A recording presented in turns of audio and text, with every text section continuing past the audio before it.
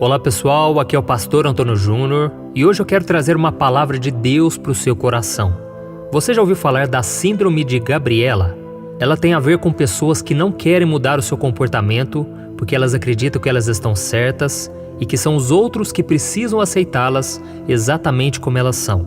E é sobre esse tipo de cristão que nós vamos conversar nesse vídeo, tá bom? Mas antes de começarmos essa mensagem, já deixa aqui o seu like, se inscreva no meu canal e ative o sininho para você ser avisado assim que eu colocar o próximo vídeo.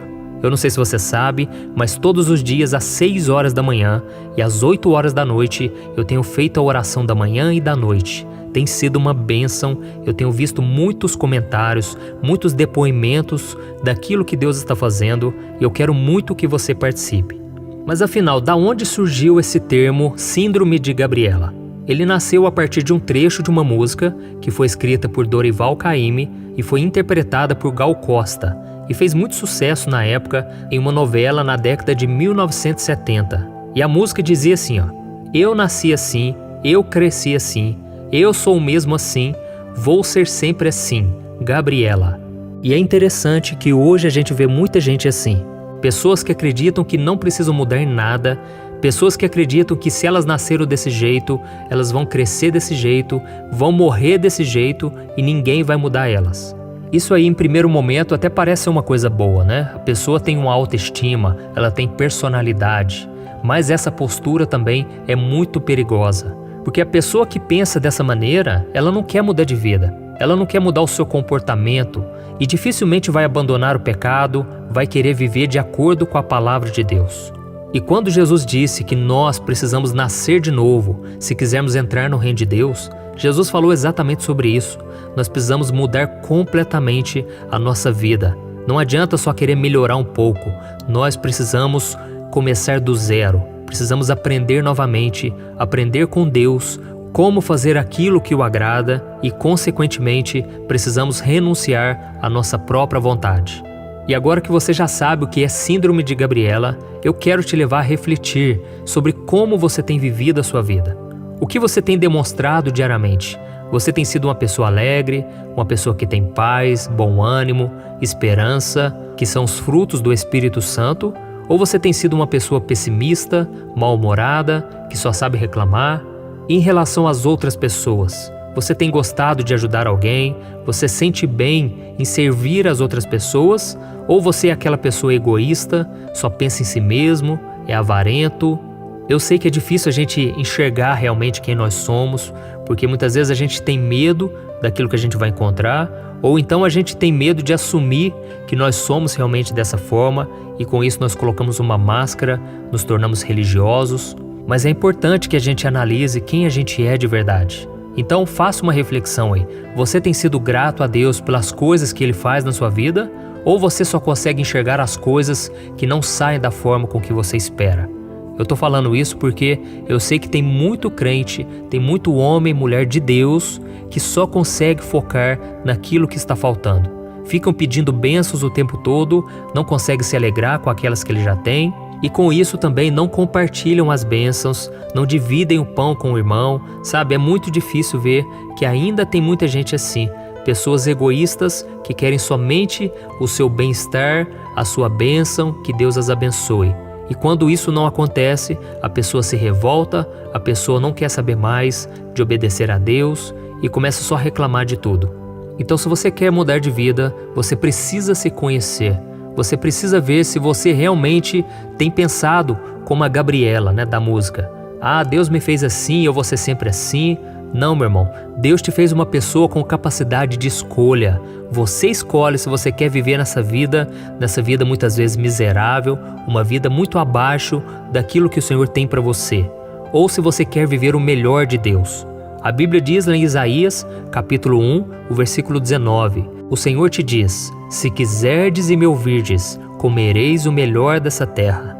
Então você tem que aprender a ouvir a voz de Deus e você tem que querer, você tem que pedir a Deus.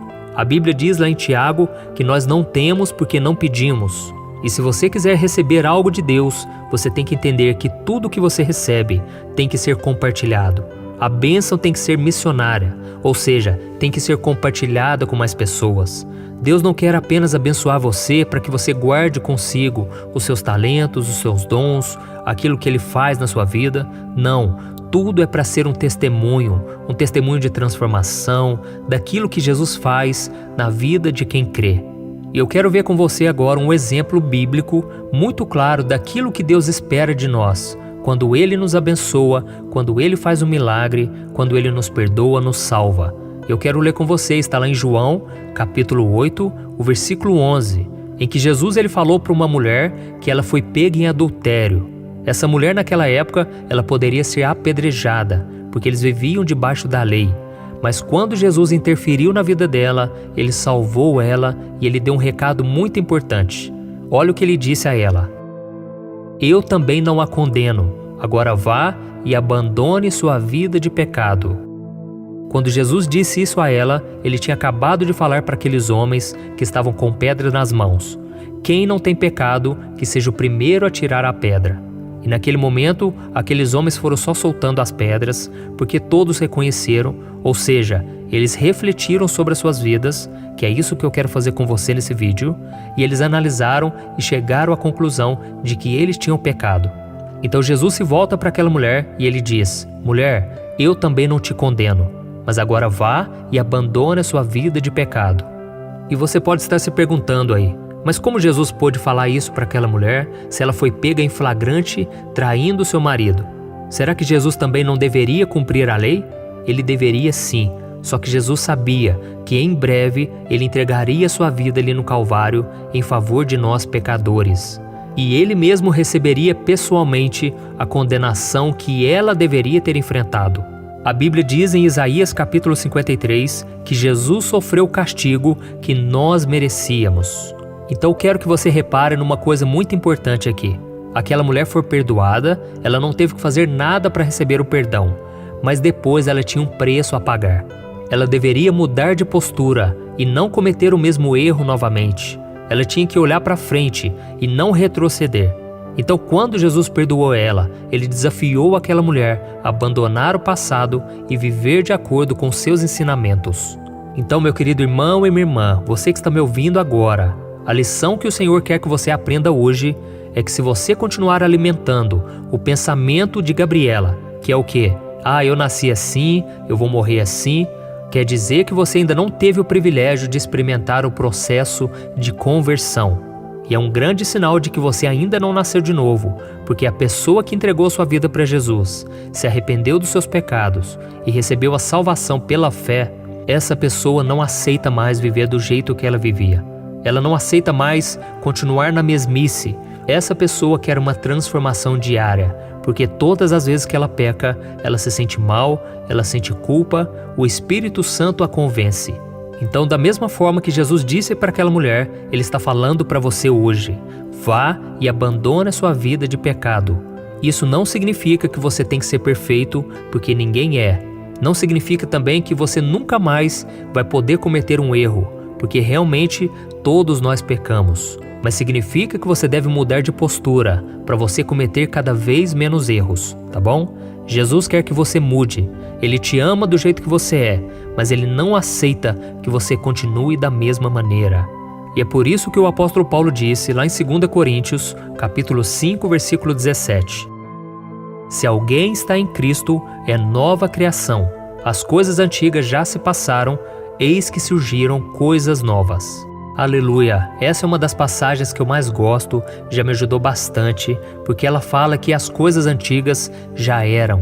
Isso não quer dizer que você não vai se lembrar das feridas do passado, não quer dizer que você não vai se lembrar das coisas erradas que você fazia, da vida mundana que você tinha, mas quer dizer que agora, você que está em Cristo, você é nova criação. Você não pode mais voltar a viver aquela vida. Você tem que partir agora em diante, rumo ao chamado que Deus tem para você.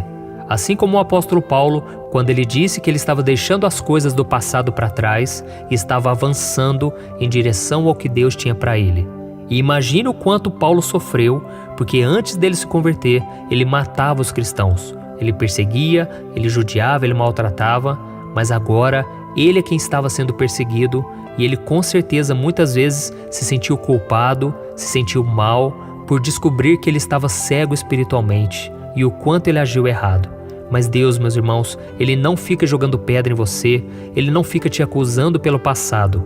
Quem faz isso é o acusador dos nossos irmãos, como diz a Bíblia, que é Satanás. Então que você possa dar a volta por cima, não importa o que você fez lá atrás. Eu costumo dizer que os seus erros não definem o seu caráter, mas é o que você faz a partir de agora que fará toda a diferença. Amém? E antes de nós terminarmos essa mensagem, uma mensagem rápida, eu quero ler com você um trecho do Salmo 51, onde o rei Davi ele fez uma oração a Deus. Olha o que ele disse: Purifica-me com hisopo e ficarei puro. Lava-me e mais branco do que a neve serei. Faze-me ouvir de novo júbilo e alegria, e os ossos que esmagaste exultarão. Esconde o rosto dos meus pecados e apaga todas as minhas iniquidades. Cria em mim um coração puro, ó Deus, e renova dentro de mim um espírito estável. Glória a Deus, aleluia. Meus irmãos, é essa oração que a gente tem que fazer, para Deus colocar em nós um coração puro, um coração renovado, um espírito estável. Ou seja, alguém que não quer mais viver no passado, viver de quedas em quedas, mas alguém que quer viver de glória em glória, de vitória em vitória. E por isso ele pediu um coração estável, disposto a obedecer a Deus.